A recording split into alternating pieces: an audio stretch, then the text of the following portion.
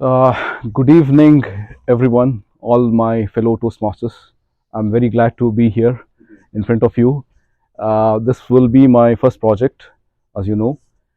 So let us get into the discussion without further ado.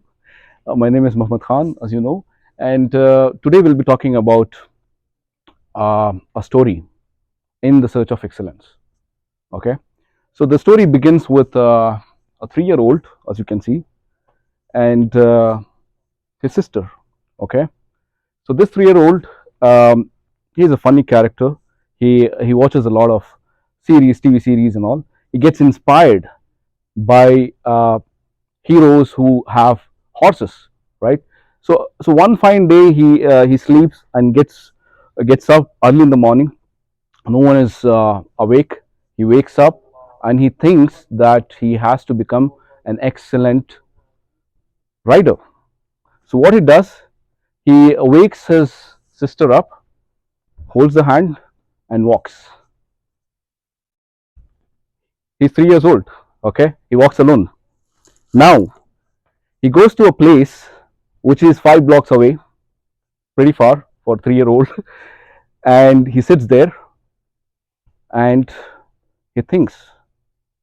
He thinks how he can excel, becoming an excellent rider. This is what he thinks. Meanwhile, his parents are searching for him every nook and corner, calling the police, doing everything possible, right? So then he finishes everything, comes back, and he sees that his parents are coming towards him, and they hug him and ask what were you doing?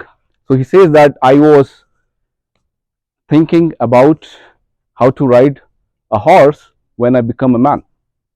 That's what he says, and they hug him and they say, okay, they're laughing. Okay, so this little boy is no one else than me. I'm the one who did this. So this is one such a thing which happened in my life, which is like a anchor, wherein I mean, this is the first time when I started searching for an excellence in my life. So what happens after the search of excellence? You get satisfied, you have that feeling that yes, you achieved something, right? And then what happens after that? You succeed in that, right? After success, what happens? You become very successful? May not be. You become complacent. After success, you become complacent. So the same thing happened with me, and I became an average guy, right? So after 3 years old, so I did, like, life pass on, and then I'm in seventh grade. Okay, now at this point in time, I'm like an average student. Okay, getting 10th rank or whatever, 10th, 12th rank, and someone challenges me. Someone from my class challenges me and saying that this person is not so bright. Muhammad is not so bright. This is what the person puts on the board.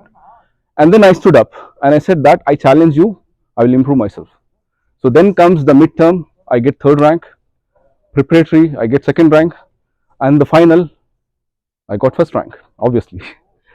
So this is when you break the barriers and you get back to yourself. Can we go to the second? Yeah. So this is when I moved from my comfort zone where I was and moved to the learning zone. The fear happened when the person challenged me, right? So this is where I started learning, putting my efforts. Everyone was shocked. So this is where the growth happens, right?